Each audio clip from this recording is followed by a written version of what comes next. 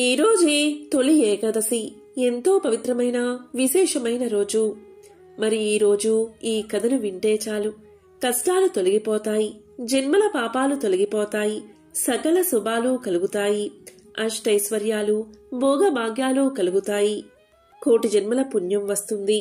మరి ఈరోజు వినాల్సిన ఆ కథ ఏంటో ఇప్పుడు ఈ వీడియోలో తెలుసుకుందాం. ఆషాఢ శుద్ధ ఏకాదశికే తొలి ఏకాదశి అని పేరు. దీన్నే శయన ఏకాదశి అని కూడా పిలుస్తారు. ఈ రోజు నుంచి కార్తీక శుద్ధ ఏకాదశి వరకు శ్రీ మహావిష్ణువు పాలకడలిపై శయనిస్తాడు. అందుకే దీనిని శయన ఏకాదశి అంటారు. ఈ రోజున యోగనిద్రకు ఉపక్రమించే విష్ణువు మళ్లీ 4 నెలల తర్వాత అంటే కార్తీక శుద్ధ ఏకాదశి నాడు మేల్కొంటాడు. శ్రీహరి యోగనిద్రలో ఉండే ఈ 4 నెలల కాలాన్ని పవిత్రంగా పరిగణించి చాతుర్మాస దీక్ష చేస్తారు. ఏకాదశి గొప్పతనాన్ని తెలిపే ఒక విశేషమైన కథను ఇప్పుడు తెలుసుకుందాం. భవిష్యోత్తర పురాణంలో కృష్ణుడు ధర్మరాజుకు ఈ ఏకాదశి మహత్యాన్ని వివరించాడని ఉంది. దీనినే ఉత్తాన ఏకాదశి అంటారు. ఈ సందర్భంగా ఏకాదశి జన్మ వృత్తాంతాన్ని ఇప్పుడు తెలుసుకుందాం. అనగనగా మురాసురుడు అనే రాక్షసుడు ఉండేవాడు. అతను మహాబలవంతుడు. ఇంద్రాది దేవతలను సైతం ఓడించి త్రిమూర్తుల మీదకే కాలు దువ్వడం మొదలుపెట్టాడు మురాసురుడు. ఆ బ్రహ్మ రాక్షసుని బారి నుంచి తమను కాపాడమంటూ ముల్లోకాల్లోని దేవతలంతా విష్ణుమూర్తిని ఆశ్రయించారు. దాంతో విష్ణుమూర్తి యుద్ధానికి సన్నద్ధుడై మురాసురునితో తలపడ్డాడు. ఇరువురికి మధ్య భీకరమైన సంగ్రామం మొదలైంది. 100 సంవత్సరాలుగా యుద్ధం జరుగుతున్నా ఎవరికీ స్పష్టమైన గెలుపు రాకుంది. ఈ లోపల విష్ణుమూర్తి యుద్ధంలో తనకు కలిగిన అలసటను తీర్చుకునేందుకు ఒక గుహలో విశ్రమించాడు. విష్ణుమూర్తి విశ్రాంతి తీసుకుంటున్న విషయం మురాసురునికి చేరింది. విష్ణువు నిద్రలో ఉండగానే అతన్ని సంహరించాలి అనుకుని నిదానంగా ఆ గుహను చేరుకున్నాడు. కాని విష్ణుమూర్తిది అంతా యోగ నిద్ర కదా.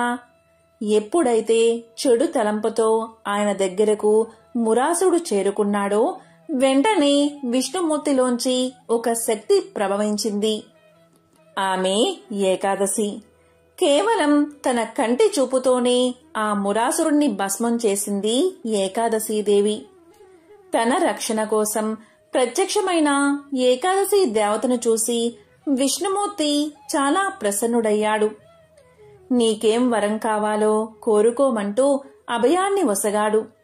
దానికి ఏకాదశి తాను ఒక ముఖ్యమైన తిథిగా నిలిచిపోవాలి అని, ఎవరైతే ఆ తిథి రోజున ఉపవాసం ఉండి విష్ణుమూర్తిని ధ్యానిస్తారో వారి పాపాలన్నీ హరించుకుపోవాలని కోరుకుంది. ఆమె కోరికలకి విష్ణుమూర్తి తన అంగీకారాన్ని తెలపడంతో ఏకాదశికి విశిష్టత ఏర్పడింది. మురాసురుణ్ణి సంహరించినందుకు విష్ణుమూర్తికి కూడా మురారి అన్న పేరు సార్థకమయ్యింది. ఒకసారి నారదుడు ఇంద్రుడికి ఇలా చెప్పాడు. ఓ ఇంద్రదేవా, భూలోకంలో రుక్మాంగద మహారాజు ఉన్నాడు. ఆ రాజు తోట మీ నందనవనం కంటే ఎంతో అందంగా ఉంటుంది అని చెప్పగా ఆ మాటలు విన్న ఇంద్రుడు ఆ తోటను చూసి రమ్మని అప్సరసలను పంపించాడు. దీంతో ఆ అప్సరసలు ఆకాశ మార్గంలో భూలోకంలో ఉన్న ఆ తోటలోకి వచ్చి మొత్తం పూలంటినీ కూడా కోసుకుని వెళ్లిపోయేవారు. మర్నాడు రుక్మాంగద మహారాజు పూజకు పువ్వులు లేకపోవడం వల్ల పూలు ఏమయ్యాయా అని ఆరా తీయగా కాపలా భటులు ఆ పువ్వులు కోసినట్లు ఎవర్నీ మేము చూడలేదు అని సమాధానం చెప్పారు. అప్పుడు రుక్మాంగద మహారాజు కాపలా వాళ్లను ఎక్కువ మందిని పెట్టాడు. అయినా మర్నాడు కూడా అదే పరిస్థితి. ఇలా 3 రోజులు వరుసగా జరగడంతో చర్చ మొదలైంది. దానిమీద రాజుకు కంటిమీద కునుక్కు లేకుండా పోయింది. పూల తోటలోకి చీమను కూడా పోనీయకుండా జాగ్రత్త పడినా ఇలా జరుగుతుంది అంటే ఆకాశ మార్గంలో ఎవరో దొంగలిస్తున్నారని చెప్పడంతో రాజుగారు తోట మొత్తం దేవుడి నిర్మాణ్యం అంటే పూజకు దేవుడి మీద పెట్టి తీసేసిన పువ్వులు మొదలైనవి ఆ తోటంతా జల్లించాడు. ఆ నిర్మాణ్య దోషం వల్ల మరుసటి రోజు ఉదయానికల్లా అప్సరసలు అలా తోటలో నిల్చుడి ఉండిపోయారు. వారి పాదాలకు దేవుడి నిర్మాణ్యం తగలడం చేత వారు దైవత్వాన్ని కోల్పోయారు. ఆకాశ మార్గాన ఎగిరిపోయే శక్తిని కోల్పోయారు. అప్పుడు రాజుగారు అప్సరసలను అడిగి విషయమంతా తెలుసుకుని మంత్రి సలహా మేరకు ఆ రోజు ద్వాదశి కావడం వల్ల నిన్న అనగా ఏకాదశి నాడు ఎవరైతే భోజనం చేయకుండా రాత్రి నిద్రపోకుండా ఉంటారో వాళ్లను తీసుకువచ్చి వాళ్ల ఫలాన్ని వీళ్లకు దారపోస్తే తిరిగి అమృతత్వం పొందుతారని, కాబట్టి ఆ విధంగా భోజనం నిద్రలేని వాళ్లని తీసుకురమ్మని భటులను ఆజ్ఞాపిస్తాడు రుక్మాంగద మహారాజు. తరువాత భటులు నగరమంతా కూడా గాలిస్తారు. ఒక పూరి గుడిసెలో ఉన్న ముసలవ్వ కనిపిస్తుంది భటులకు. రాత్రి భోజనం చేశావా అవ్వా అంటే ఆ అవ్వ, లేదు బాబు, నా కోడలు నాకు రాత్రి భోజనం పెట్టలేదు. భోజనం లేకపోవడం వల్ల నాకు నిద్ర కూడా పట్టలేదు అని సమాధానం చెప్పగా భటులు ఆ అవ్వను రాజు వద్దకు తీసుకువెళ్తారు. అప్పుడు అవ్వ తన ఫలాన్ని ఆ ముగ్గురు అప్సరసలకు దారపోయగా వారు తిరిగి ఇంద్రలోకానికి చేరుకుంటారు. ఇదంతా గమనించిన రాజు తెలియకుండా చేసిన ఉపవాసానికి జాగరణకే ఇంత ఫలితం ఉందంటే తెలిసి భక్తి ప్రపత్తులతో ఏకాదశి వ్రతాన్ని ఆచరిస్తే ఇంకెంత ఫలితం ఉంటుంది అని ఏకాదశి వ్రతం గురించి ఆరా తీసి దాని వివరాలు మొత్తం తెలుసుకుని తన రాజ్యంలో అందరూ ఏకాదశి వ్రతాన్ని ఆచరించి తీరాల్సిందే అని ఆజ్ఞాపించాడు రాజు. అప్పట్నుంచి ఆ రాజ్యంలో ప్రతి ఒక్కరూ ఏకాదశి తిథికి రాత్రిపూట నాటకాలు, కథా కాలక్షేపాలు చేయించేవారు. దానితో అందరూ మోక్షాన్ని పొంది ఎవరూ నరకలోకానికి వెళ్లడం మానేశారు. నరకంలో పాపుల సంఖ్య మొత్తం తగ్గిపోయింది. అప్పుడు యమధర్మరాజు పాపులు ఎవరూ లేరు, ఇక నేనేమి చేయను అని తన మాతను శ్రీ మహావిష్ణువుకు విన్నవించుకుంటాడు. ఈ సమస్య నుంచి బయటపడ్డం కోసం శ్రీ మహావిష్ణువు మోహిని అవతారమెత్తి రాజుగారిని మోహిస్తాడు.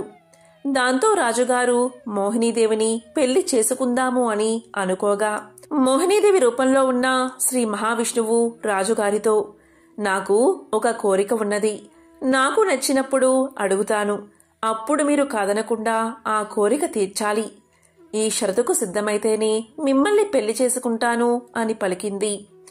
దానికి రాజు ఒప్పుకుంటాడు. వారిద్దరూ వివాహం చేసుకుంటారు. కొన్ని సంవత్సరాలకు పుత్ర సంతానం కలుగుతుంది. ఆ కొడుకును రాజుగారు ఎంతో అల్లారుముద్దుగా పెంచుతారు. ఇక తొలి ఏకాదశి రోజు మోహినీదేవి కొడుకును శివుడికి బలి ఇవ్వమని రాజును కోరుతుంది. మోహినికి ఇచ్చిన మాటకు కట్టుబడి రాజుగారు ఖడ్గంతో తన కొడుకును చంపబోతూ ఉండగా ఆ ఖడ్గమే పూలమాలగా మారి తన కొడుకు మెడలో పడుతుంది. అప్పుడు రాజు యొక్క భక్తి ప్రపత్తులకు మెచ్చిన మోహినీదేవి రూపంలో ఉన్న శ్రీ మహావిష్ణువు జరిగిన వృత్తాంతమంతా కూడా వివరించి ఇక నుంచి ఏకాదశి రోజు ఉపవాసముండి జాగరణ చేసి ద్వాదశి నాడు పూజ చేసి ఈ కథను తెలుసుకుని కథా అక్షింతలు వేసుకుంటే 1,000,000 జన్మల పుణ్యం కలుగుతుందని వరాన్ని ప్రసాదించాడు. ఇది తెలియని వాళ్ళు, తెలిసిన ఏకాదశిని ఆచరించిన వాళ్ళు యమలోకానికి చేరుకుంటారని రుక్మాంగద మహారాజుకు విష్ణుమూర్తి తెలియచేశాడు. ఏకాదశి వ్రతం చెయ్యనివారు యమలోకానికి వెళ్లడం ఆరంభించారు. కొంత ఉపశమనం కలిగింది యమధర్మరాజుకు. అలాగే తొలి ఏకాదశి రోజు ప్రత్యేకంగా చేయాల్సిన ఒక వ్రతముంది. ఈ వ్రతాన్ని ఆచరిస్తే అద్భుతమైన ఫలితాలు కలుగుతాయి. అదే గోపద్మ వ్రతం. గోపద్మ వ్రతము అంటే ఎవరైనా సరే గోశాల ఉంటే ఆ రోజు అంటే ఏకాదశి రోజు, తొలి ఏకాదశి రోజు ఆ గోశాలలో బియ్యం పిండితో పద్మం ముగ్గు వేయండి. లేకపోతే మీ ఇంట్లో అయినా సరే బియ్యం పిండితో అంటే వరిపిండితో చక్కగా పద్మం ముగ్గు వేయండి. అసలు గోపద్మ వ్రతం పూర్తిగా ఎలా చేయాలో ఇప్పుడు తెలుసుకుందాం. గోపద్మ వ్రతం అనేది చాతుర్మాసంలో 4 నెలలు గోవులను పూజించడానికి ఏర్పాటు చేసుకున్న వ్రతం. దీనిని సుమంగళి స్త్రీలు ఆషాఢ శుద్ధ ఏకాదశి రోజు ప్రారంభించి కార్తీక శుద్ధ ద్వాదశి వరకు కొనసాగిస్తారు. ఇందులో భాగంగా గోవులను పూజిస్తారు. అంతేకాదు పశువులను, పాకలను, కొట్టాలను శుభ్రపరిచి వాటిలో అందమైన ముగ్గులు వేసి అలంకరణ చేస్తారు. ఈ ముగ్గులో భాగంగా ఆవును మరియు దూడను గీసి వాటిని 33 పద్మాలతో నింపుతారు. పూజలో భాగంగా ముగ్గు చుట్టూ 33 ప్రదక్షిణలు చేస్తారు. అదేవిధంగా అర్ఘ్యాన్ని ఇస్తారు. అలాగే 33 స్వీట్లను దానం చేస్తారు. పశువుల పాక అందుబాటులో లేకపోతే ఇంట్లోనే ముగ్గు వేసి పూజా కార్యక్రమాలు నిర్వహిస్తారు. హిందూ మతంలో ఆవును పవిత్రతకు చిహ్నంగా భావిస్తారు. ఆవును పూజించడం అనేది వైదిక సంస్కృతిలో ఒక భాగం. సమస్త దేవతలు ఆవులో కొలువై ఉంటారని భావిస్తారు. గోపద్మ వ్రతంలో భాగంగా వేసిన ముగ్గుకు పుష్పార్చన జరిపి స్వీట్లను నైవేద్యంగా సమర్పిస్తారు. అలాగే ఆ ముగ్గు చుట్టూ 33 ప్రదక్షిణలు చేసి 33 సార్లు నమస్కారం చేస్తారు. తరువాత ఆవు శరీరంపై 6 మోహిని దేవతలకు ప్రతిగా వేసిన 6 పద్మాలకు 6 సార్లు నమస్కారం చేసి హారతి ఇచ్చి 33 మంది దేవతలకు 33 సార్లు అర్ఘ్యాన్ని ఇస్తారు. మళ్లీ 6 మోహిని దేవతలకు 6 సార్లు వేరుగా అర్ఘ్యాన్ని సమర్పిస్తారు. తరువాత గో పద్మ వ్రతకథను చదివి అక్షింతలు వేసుకుని పూజలో ఏదైనా అపరాధం జరిగి ఉంటే క్షమించమని వేడుకుంటారు. తరువాత స్వీట్లు మొదలైనవి సోదరులకు, తరువాత ఇతరులకు దానంగా ఇస్తారు. ఈ వ్రతాన్ని 4 నెలల పాటు క్రమం తప్పకుండా ఆచరిస్తారు. ఎప్పుడైనా అనివార్య కారణాల వల్ల 1-2 రోజులు తప్పిపోయినా ఆ తర్వాత రోజు పూజ కొనసాగించి అపరాధాన్ని క్షమించమని కోరుకుంటారు. ఒకవేళ వరుసగా 7 రోజులు తప్పిపోతే ఆ సంవత్సరానికి వ్రత భంగం జరిగినట్లుగా భావించి ఇక ఆ వ్రతాన్ని కొనసాగించకూడదు. ఈ మధ్యకాలంలో సమయాభావం వల్ల చాలామంది గోపద్మ వ్రతాన్ని వారానికి 1-2 సార్లు మాత్రమే ఆచరిస్తున్నారు. ఇలా గోపద్మ వ్రతాన్ని ఆచరించాక ఎవరికైనా బ్రాహ్మణుడికి దానాన్ని ఇవ్వాలి. గొడుగు కాని, పాదరక్షలు కాని తొలి ఏకాదశి రోజు దానంగా ఇవ్వాలి. ఇలా దానంగా ఇస్తే తప్పకుండా అతి త్వరలోనే దరిద్ర బాధలన్నీ తొలగిపోతాయి, అష్టైశ్వర్యాలు కలుగుతాయి. ఇక విన్నంతనే సకల శుభాలు కలగచేసే గోపద్మ వ్రత కథను ఇప్పుడు విందాం. ఒకసారి దేవసభలో అప్సరస అయిన రంభ నాట్య ప్రదర్శన చేస్తుంది. మనోహరంగా వాయిస్తున్న సంగీత వాయిద్యాల నడుమ ఆమె అద్భుత నాట్యం కొనసాగిస్తూ ఉండగా ఒక తబలా పగిలి అపస్వరం రావడంతో కార్యక్రమం ఆగిపోయింది. దానికి ఇంద్రుడు నొచ్చుకుని వెంటనే యముణ్ణి పిలిచి భూలోకంలో గో పద్మవ్రతం ఆచరించని వారి చర్మం తెచ్చి తబలాను బాగు చేయవలసిందిగా కోరతాడు. దానికి యముడు భూలోకంలో అటువంటి వారు ఎవరైనా ఉన్నారేమో తెలుసుకురమ్మని తన భటుల్ని పంపిస్తాడు. అప్పుడు యమభటులు లోకమంతా తిరిగి వచ్చి యముడితో ఇలా పలుకుతారు: ఓ మహారాజా, గౌరీ, సావిత్రి, అనసూయ, ద్రౌపది, అరుంధతి, అలాగే సరస్వతి ఇలా అందరూ కూడా ముగ్గులు వేసి పూజ చేస్తున్నారు. ఒక్క శ్రీకృష్ణుడి సోదరి అయిన సుభద్ర ఇంటి ముందు మాత్రం ముగ్గులేదు అని తెలియచేశారు. దానికి యముడు ఇలా పలికాడు: ఓ యంబటులారా, ఆమె చర్మాన్ని తీసుకువచ్చి ఆ తబలాకు బిగించండి అని ఆజ్ఞాపించాడు. ఈ సమాచారాన్ని నారదుడు వెంటనే శ్రీకృష్ణుడుకు చారవేశాడు. విషయం తెలిసిన శ్రీకృష్ణుడు ఉదయం నిద్రలేచిన వెంటనే సుభద్ర దగ్గరకు వెళ్లి ఆమెతో ఇలా పలికాడు: ఇంటి ముందు ఎందుకు ముగ్గు వేయలేదు, అలాగే వ్రతాన్ని ఎందుకు ఆచరించలేదు అని ప్రశ్నించాడు. దానికి సుభద్ర ఇలా సమాధానం చెప్తుంది: నాకు సూర్యచంద్రుల వంటి 2 సోదరులు, మహావీరుడైన అర్జునుడి వంటి భర్త, దేవకి వసుదేవుల వంటి తల్లిదండ్రులు ఉండగా నేను ఎందుకు ఈ వ్రతాన్ని ఆచరించాలి అని ఎదురు ప్రశ్న వేస్తుంది. దానికి శ్రీకృష్ణుడు ఇలా సమాధానం చెప్తాడు: అన్నీ ఉన్నా కాని భవిష్యత్తు కోసం వ్రతం ఆచరించాలని ఆమెను ఒప్పించి ఆమెకు వ్రత విధానాన్ని ఇలా వివరిస్తాడు. విష్ణు పాదము, శంఖము, చక్రము, గద, పద్మము, స్వస్తిక, బృందావన, వేణువు, వీణ, తమల, ఆవుదూడ, 33 పద్మాలు, రాముడి ఊయల, సీత చీర అంచు, తులసి ఆకు, ఏనుగు మరియు భటులను ముగ్గుతో, నదులు, చెరువులు మరియు దేవుడి చిత్రాలతో కలిపి గీయాలి అని చెప్పాడు. అప్పుడు సుభద్ర రాతిపొడిని రత్నాలు మరియు పగడాలతో కలిపి ముగ్గు వేసింది. ఆ తరువాత కృష్ణుడు చెప్పిన విధంగా గోపద్మ వ్రతాన్ని ఆచరించింది. ఈ విధంగా సుభద్ర గోపద్మ వ్రతాన్ని ఆచరించి యమభటుల నుంచి తప్పించుకోగలిగింది. అప్పట్నుంచి ఈ వ్రతం ప్రాచుర్యాన్ని పొందింది. యమభటులు ఉత్తరానికి తలపెట్టి పడుకుని ఉన్న ఒక ఏనుగు నుంచి చర్మాన్ని సంగ్రహించి తబలా బాగు చేసుకున్నారు. ఇదే గోపద్మ వ్రత కథ. మరొక కథ కూడా బాగా ప్రాచుర్యాన్ని పొందింది.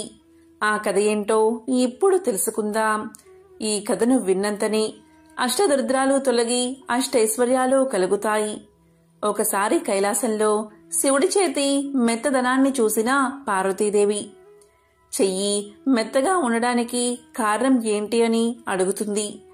దానికి ఆ మహాశివుడు పరోపకారం చేయడం వల్లే చేతులు మెత్తగా ఉంటాయని సమాధానం చెప్తాడు. ఇక పార్వతీదేవికి కూడా పరోపకార సేవ చెయ్యాలి అనే కోరిక కలుగుతుంది.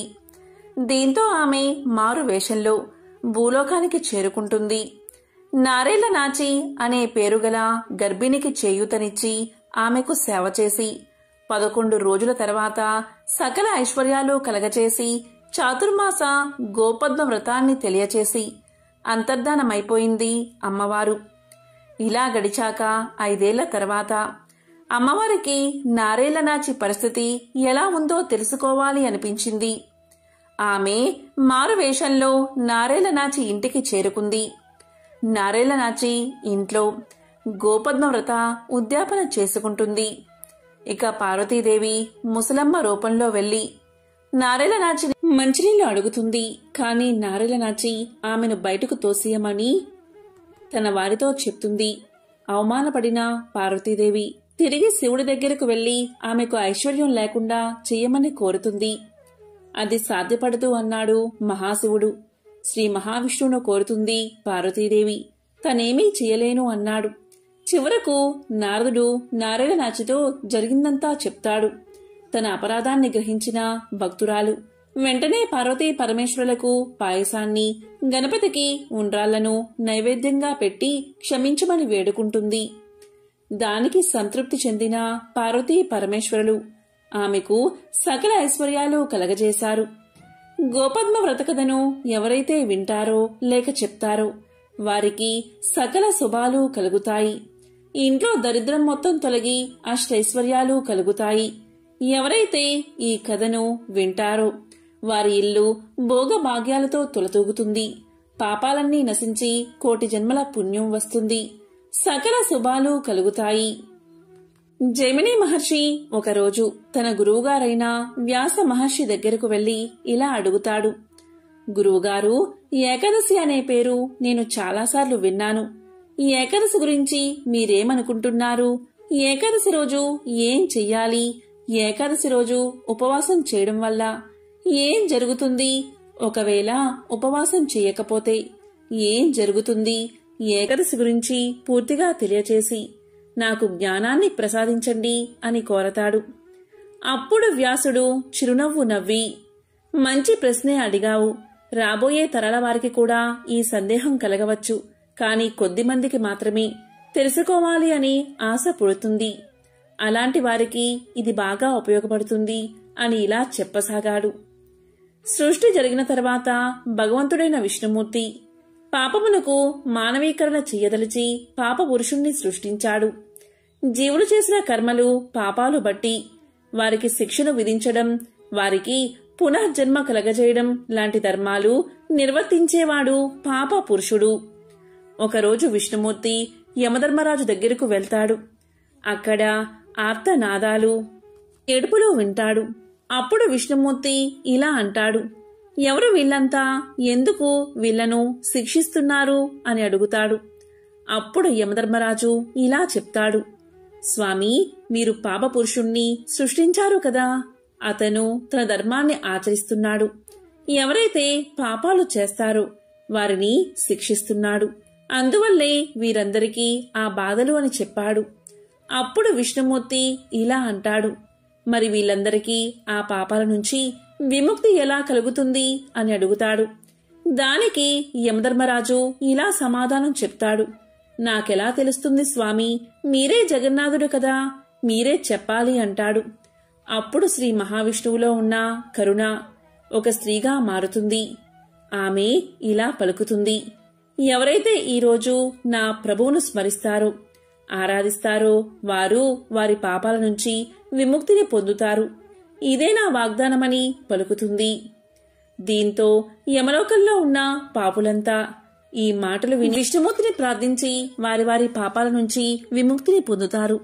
ఇది చూసిన పాప పురుషుడు వైకుంఠానికి వెళ్లి, స్వామి, అందరూ మిమ్మల్ని స్మరించి వారి పాపాలను తొలగించుకుంటున్నారు. మరి నేనేం చెయ్యాలి? నా పుట్టుకకు అర్థం ఏమిటి? జీవులు పాపాలు చేసినా మిమ్మల్ని స్మరించి పాప విముక్తిని పొందుతున్నారని పాప పురుషుడు అడగగా, దానికి శ్రీ మహావిష్ణువు ఇలా సమాధానం చెప్తాడు, ఓ పాపపురుషా, నీ అవసరం లేదు. ఇక నీవు నా రాజ్యాన్ని వదిలి వెళ్ళిపో అంటాడు. దానికి పాపపురుషుడు ఇలా పలుకుతాడు, స్వామి, మీరు జగన్నాథుడు, అంతటా మీరే కొలువై ఉంటారు. మరి నేను ఎక్కడికి వెళ్ళాలి అని కోరతాడు. దానికి మహావిష్ణువు ఇలా చెప్తాడు, ఎప్పుడైతే ఏకాదశి తన కర్తవ్య నిర్వహణలో ఉండదో అప్పుడు నీవు నీ ధర్మాన్ని నిర్వర్తించు. ఎప్పుడైతే ఆమె అధికారంలో ఉంటుందో అప్పుడు నీవు ఎక్కడికైనా వెళ్లి దాక్కో అంటాడు. దానికి పాపపురుషుడు, స్వామి, నేనెక్కడ దాకోను అని అడుగుతాడు. దానికి మహావిష్ణువు ఇలా చెప్తాడు, నీవు ఏకాదశి రోజు ధాన్యంలోకి వెళ్లి దాక్కో అంటాడు. ఈ విధంగా శ్రీ మహావిష్ణువు చెప్పిన విధంగా పాపపురుషుడు ధాన్యంలోకి వెళ్లి దాక్కుంటాడు, అంటే ఆహారంలో దాక్కుంటాడు. అందుకే ఏకాదశి రోజున అన్నం తినడం పాపమని చెప్తారు అని వ్యాస మహర్షి జైమిని మహర్షికి తెలియచేశాడు.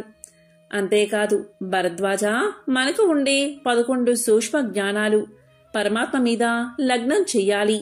ఏకాదశి రోజు చేసే ఉపవాసం ఎందుకు అంటే, ఏక అంటే 1, దశ అంటే 10, ఏకాదశి అంటే 11. ఉపవాసంలో ఉప అంటే దగ్గరగా, వాసం అంటే ఉండడం అని అర్థం. మనిషి యొక్క 11 సూక్ష్మ జ్ఞానాలతో శ్రీ మహావిష్ణువుకు దగ్గరగా ఉండడమే ఏకాదశి ఉపవాసం. ఈరోజు నిద్ర, తిండిని వదిలేసి 11 సూక్ష్మ జ్ఞానాలను భగవంతునిపై లగ్నం చెయ్యాలి. 5 జ్ఞానేంద్రియాలు, 5 కర్మేంద్రియాలు మరియు మనస్సు మొత్తము కూడా దైవం మీద లగ్నం చేసి శ్రీ మహావిష్ణువును ధ్యానించాలి అని వ్యాస మహర్షి భరద్వాజుడికి తెలియచేశాడు. కాశ్మీర రాజ్యాన్ని సత్యవ్రతుడు అనే రాజు పరిపాలించేవాడు. ఆయన తన పేరుకు తగ్గట్టుగా ప్రవర్తించేవాడు. అతని రాజ్యంలో ధర్మం 4 పాదాల నడుస్తూ ఉండేది. ఎవరి వృత్తి ధర్మాలను వారు పాటించేవారు.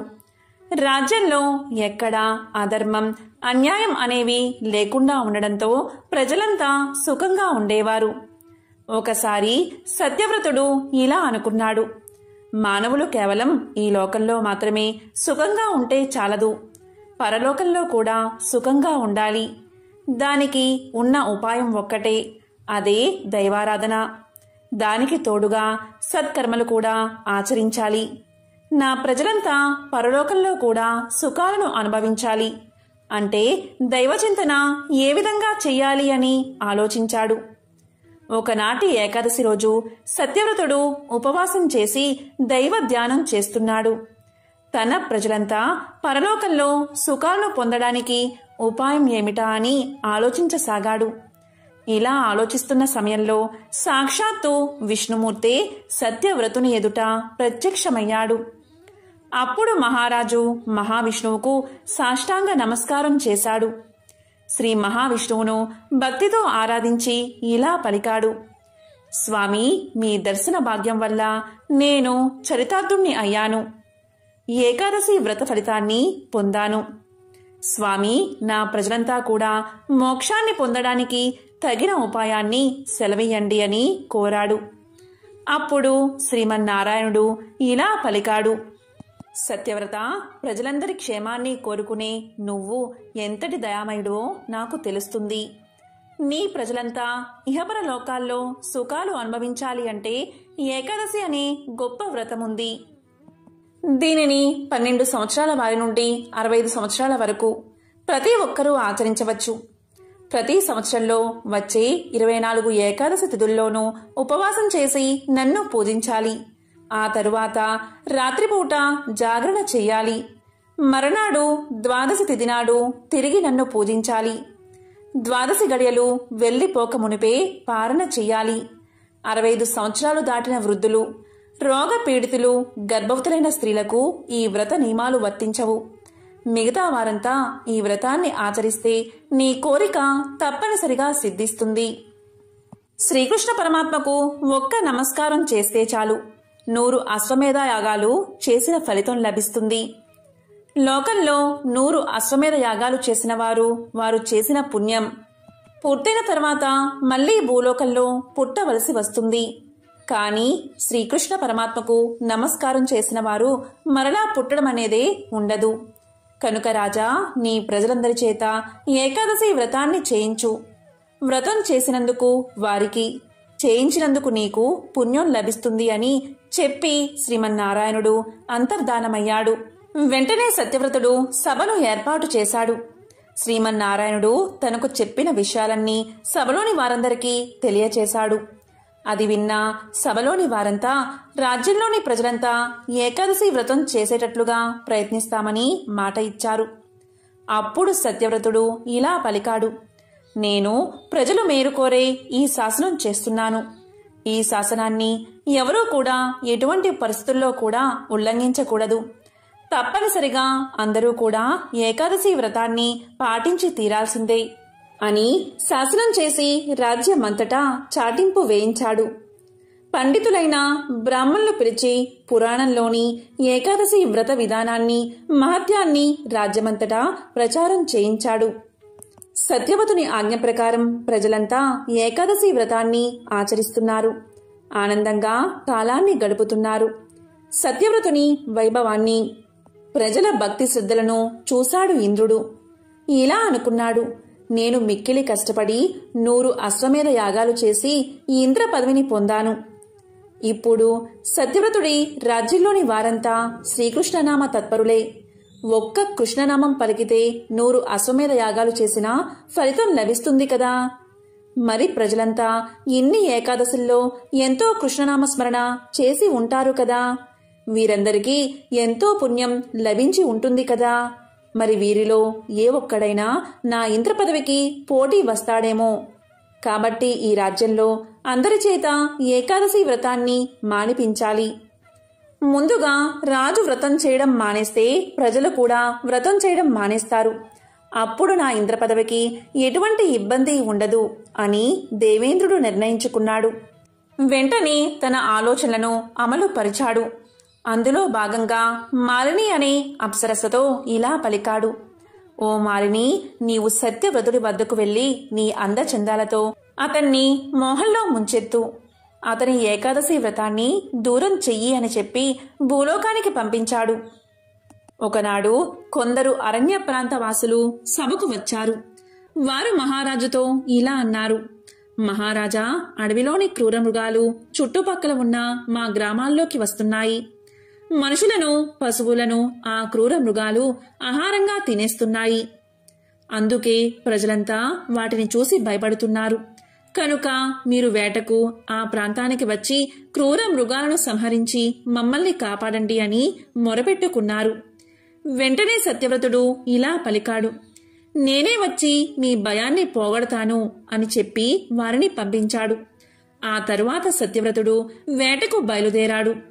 7 రోజుల పాటు వేట నిర్విఘ్నంగా సాగింది. సత్యవ్రతుడు రాజ్యానికి తిరిగి ప్రయాణం కాబోతున్నాడు. ఆ రోజు రాత్రి శిబిరంలో విశ్రాంతి తీసుకుంటున్న సత్యవ్రతుడికి ఒక స్త్రీ దీనంగా ఏడుస్తున్న శబ్దం వినిపించింది. అప్పుడు సత్యవ్రతుడు భటులతో ఆ ఏడుస్తున్న స్త్రీని నా వద్దకు తీసుకురండి అని ఆదేశించాడు. వెంటనే భటులు వెళ్లి రోదిస్తున్న స్త్రీని సత్యవ్రతుడి వద్దకు తీసుకువచ్చారు. ఆమెను చూసిన సత్యవ్రతుడు ఆమె యొక్క ఎటువంటి కష్టాన్నైనా తీర్చాల్సిందే అని నిర్ణయించుకున్నాడు. అప్పుడు ఆమెతో ఇలా పలికాడు. నీ దుఃఖానికి కారణమేమిటి? నీ వివరాలు ఏమిటి? అని ప్రశ్నించాడు. దానికి ఆమె ఇలా చెప్పింది. మహారాజా, నాకు తల్లిదండ్రులు లేరు. నా సోదరుడు నన్ను అమ్మేసి సొమ్ము చేసుకోవాలి అనుకుంటున్నాడు. అందుకే ఎవరికీ తెలియకుండా పారిపోయి ఈ అడవిలోకి వచ్చాను. ప్రస్తుతం నాకు ఎవరూ దిక్కులేరు. నా మీద దయవుంచి నాకు మళ్లీ జీవితాన్ని ప్రసాదించండి అని కోరుకుంది. రాజు ఆమె మాటల మాయలో పడిపోయాడు. ఆమెను వెంటబెట్టుకుని తన సామ్రాజ్యానికి తీసుకువచ్చాడు. ఆమె అందానికి లొంగిపోయి ఆమెను వివాహం కూడా చేసుకున్నాడు. దాంతో ఆమె చిన్న రాణి అయ్యింది. తాను వచ్చిన పని పూర్తి కాబోతున్నదని అనుకుంటూ చిన్నరాణి భర్త మాటను లెక్క చేయడం మానేసింది. మహారాజు చిన్న చిన్న విషయాలు పట్టించుకునేవాడు కాదు. ఆమె ఎలా చెబితే అలాగే చేసేవాడు. ఇక చిన్న రాణిలో నేను ఏది అంటే అదే జరిగి తీరాలి అని మూర్ఖత్వం వచ్చేసింది. మహారాజు కూడా ఆమె మాయలో పూర్తిగా మునిగిపోయాడు. ఇలా కాలం గడుస్తూ ఉండగా ఒకరోజు ఏకాదశి రానే వచ్చింది. అందరూ ఏకాదశి వ్రతం చేయడానికి సిద్ధమవుతున్నారు. రాజు కూడా వ్రతాచరణకు సిద్ధమవుతున్నాడు. ఇంతలో చిన్నరాణి తన పుట్టినరోజు వేడుకలు తప్పనిసరిగా జరిపించాలి అని మహారాజుకు వర్తమానం పంపింది. కేవలం మహారాజే కాదు, రాజ్యంలోని వారంతా తన పుట్టినరోజు వేడుకల్లో తప్పనిసరిగా పాల్గొవాలి అని వర్తమానం పంపించింది. చిన్నరాణి పంపిన వార్తను విని మహారాజు ఆశ్చర్యపోయాడు. ఒకవైపు అందరూ ఉపవాస దీక్షను బట్టి వ్రతాన్ని ఆచరిస్తున్నారు. ఇక ఆ మహారాజు అందరినీ వ్రతం చెయ్యమని ఆదేశించాడు. చిన్నరానికి శతవిధాలా నచ్చ చెప్పడానికి ప్రయత్నించాడు. కాని ఆమె తాను పట్టిన పట్టు విడవలేదు. ఇక మహారాజు కూడా అంతే పట్టుదలతో భార్యతో ఇలా అన్నాడు. నేను భార్య బిడ్డల్ని అయినా వదులుకుంటాను, కాని వ్రతాన్ని మాత్రం వదలను అన్నాడు. చిన్నరానికి మంచి అవకాశం వచ్చింది. అనుకున్న విధంగా రాజుతో ఆమె ఇలా పలికింది.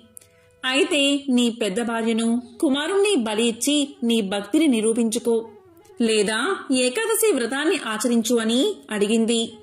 అప్పుడు మహారాజు ఏకాదశి వ్రతాన్ని నేను మానలేను అనుకుని తన పెద్ద భార్యను కుమారుణ్ణి వధించడానికి సిద్ధపడ్డాడు. పెద్దరాణ్ణి చంపడానికి రాజు ఎత్తిన కత్తి పెద్దరాణి మెడలో పూలమాల అయ్యింది. అంతే మరుక్షణమే శ్రీమన్నారాయణుడు ప్రత్యక్షమయ్యాడు. సత్యవ్రతునికి దేవేంద్రుడి దుర్మార్గం గురించి వివరించి చెప్పాడు. ఈ మాలిని దేవేంద్రుడు నిన్ను వధించడం కోసం పంపిన అప్సరస.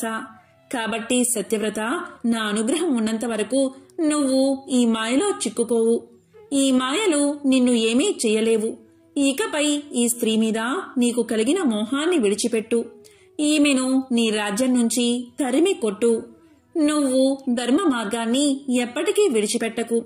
నీకు అంతా శుభమే కలుగుతుందని చెప్పి శ్రీమన్నారాయణుడు అర్ధధానమయ్యాడు.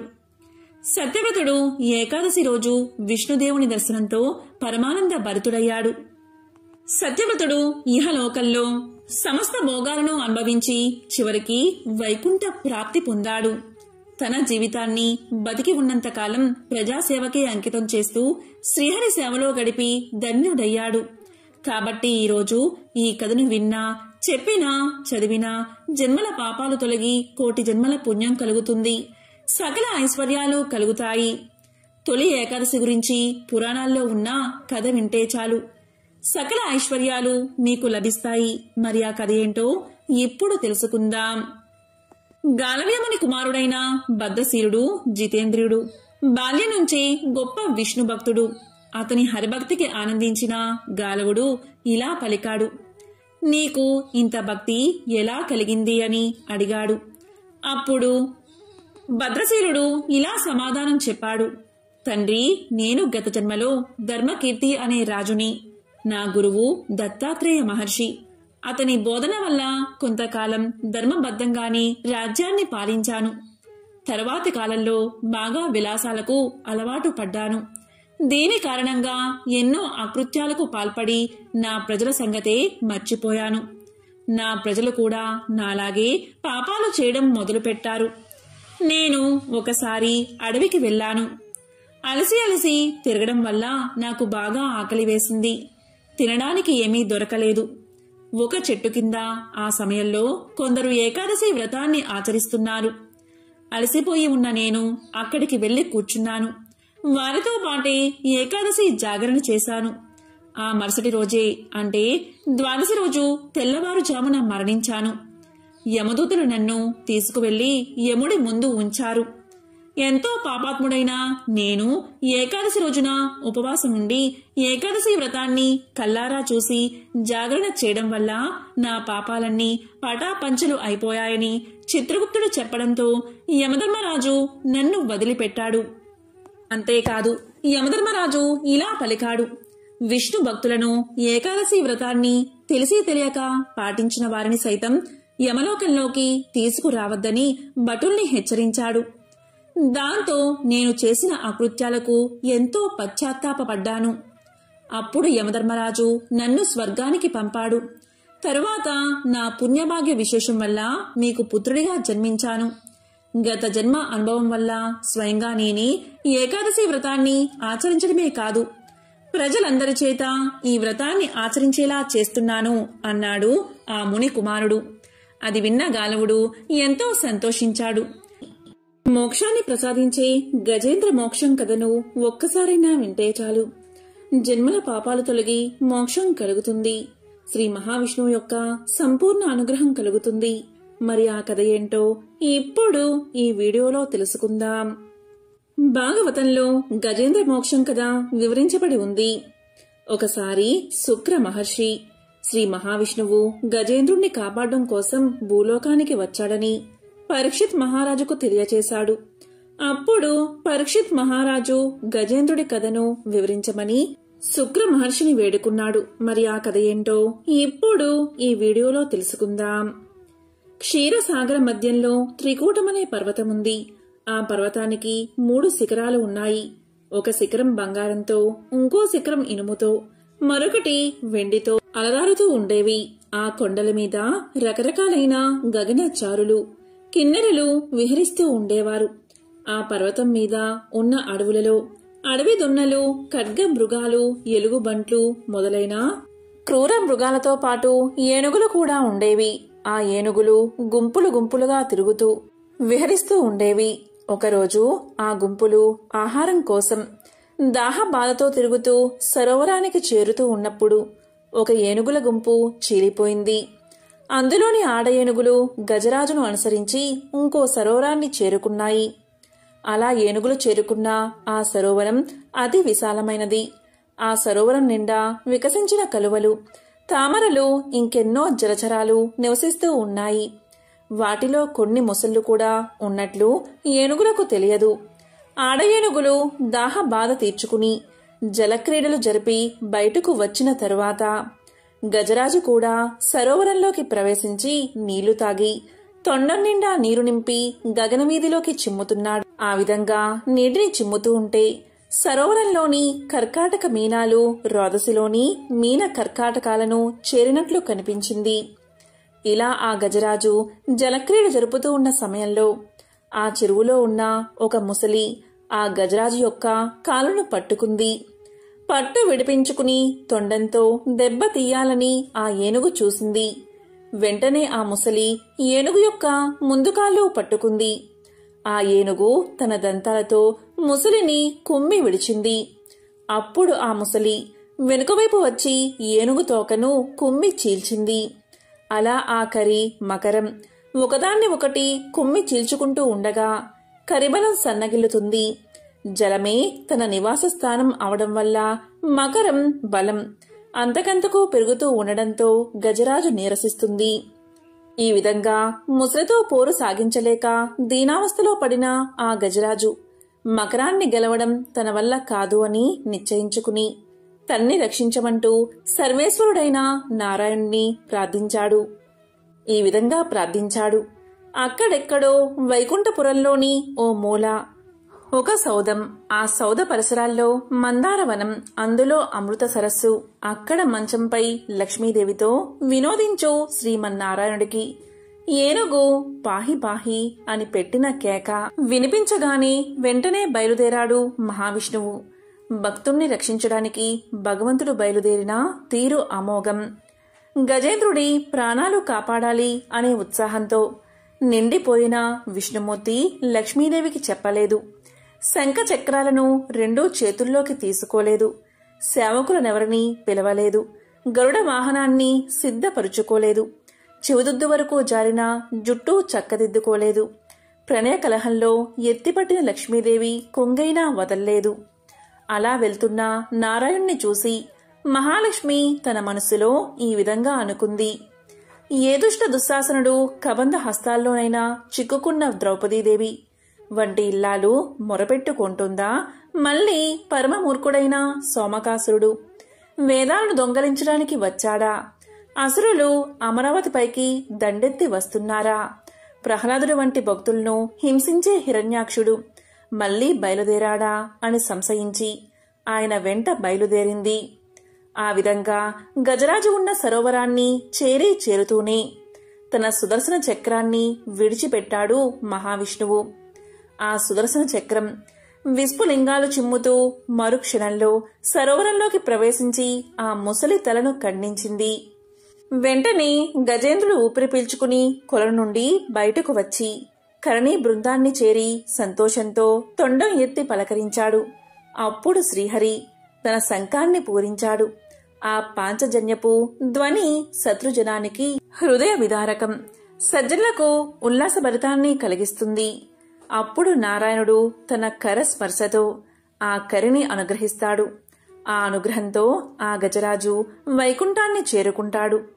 నిరంతరం ఎవరైతే శ్రీహరిని స్మరిస్తారో వారిని ఎప్పుడూ నేను విస్మరించను అని శ్రీదేవికి చెప్పగా ఆ లక్ష్మీదేవి దీనుల మొరవిని వారిని రక్షించే శ్రీ మహావిష్ణువుతో రావడం కంటే భాగ్యం ఏముంటుంది అని అనుకుంటుంది. గజరాజు నీటి నుండి తామర పుష్పాన్ని తీసుకువచ్చి స్వామివారి పాదాల దగ్గర పెట్టి నమస్కారం చేసింది. ముసలి చనిపోయినప్పుడు అందులో నుండి ఒక గంధర్వుడు వచ్చి గంధర్వ లోకానికి వెళ్లిపోయాడు. ఇలా కథ వింటూనే పరీక్షితుడు శుక్ర మహర్షితో ఇంతటి పుణ్యం ఆ గజరాజుకు ఎలా వచ్చిందో చెప్పమని అడగగా అప్పుడు శుక్ర మహర్షి ఇలా చెప్పసాగాడు.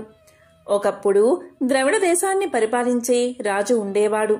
అతను అష్టాక్షరి మంత్రోపదేశాన్ని పొంది ఒక పర్వత శిఖరానికి చేరుకుని అక్కడ అష్టాక్షరి మంత్రం ఉపాసన చేద్దామని భావించి అక్కడే మంత్రజపం చేస్తూ ఉండగా అక్కడికి అగస్త్య మహర్షి వచ్చాడు. అయితే మంత్రజపం చేస్తున్నానని మహర్షి వచ్చినా లేవకపోవడంతో ఆగ్రహించిన అగస్త్యుడు నువ్వు ఏనుగు యోనియందు జన్మిస్తావు అని అతన్ని శపించాడు. అయితే మహాపురుషులు ఏనాడైతే మీ ఇంటికి వస్తారో ఆ రోజే మీ పూజ ఫలించిందని గుర్తు పెట్టుకోవాలి అనడంతో అలా గజరాజుగా జన్మించి తన ప్రాణాలు పోయే సమయంలో గత జన్మలో చేసిన మంత్రానుష్ఠాన ప్రభావం వల్ల శ్రీమన్నారాయణుడు గుర్తుకు వచ్చి శరణాగతి చేశాడు. ఇక గంధర్వుడి విషయానికి వస్తే గంధర్వుడు ఒకరోజు గంధర్వ కాంతలతో నీటిలో నిలబడి స్నానం చేస్తూ ఉండగా అక్కడికి బాగా చిక్కిపోయిన ఒక మహర్షి రాగా అతన్ని అపహాస్యం చేశాడు ఆ గంధర్వుడు. గంధర్వ కాంతలు నవ్వుతారని అనుకుని నీటి లోపల నుండి వచ్చి ఆ మహర్షి కాలని లాగాడు గంధర్వుడు. దీంతో మహర్షి నీటిలోకి పడిపోయాడు. అప్పుడు ఆగ్రహించిన మహర్షి నీకు నీటి అడుగు నుండి వచ్చి కాలులాగే అలవాటు ఉంది కనుక అలా చేసే ముసలివై జన్మించమని శపించాడు. ఆ విధంగా సుదర్శన చక్రంతో తల నరకబడగా అతనికి శాప విమోచనం కలిగింది. అందుకే గంధర్వుడయ్యి గంధర్వ లోకానికి వెళ్లిపోయాడు. ఈ విధంగా గజేంద్ర మోక్షం కథను శుక్ర మహర్షి పరీక్షిత్ మహారాజుకు తెలియజేశాడు. ఈ విధంగా భాగవతంలో చెప్పిన కథలన్నీ ఒక ఎత్తు అయితే గజేంద్ర మోక్షం ఒక ఎత్తు. ఎవరైతే ఈ గజేంద్ర మోక్షం కథని శ్రద్ధగా వింటారో వారి పాపాలన్నీ పరిహరించబడతాయి. ఐశ్వర్యం కలిసి వచ్చి దరిద్రం తొలగిపోతుంది. గ్రహదోషాల వల్ల కలిగే పీడలు తొలగిపోతాయి. ఓం నమో నారాయణాయ. ఓం నమః శివాయ.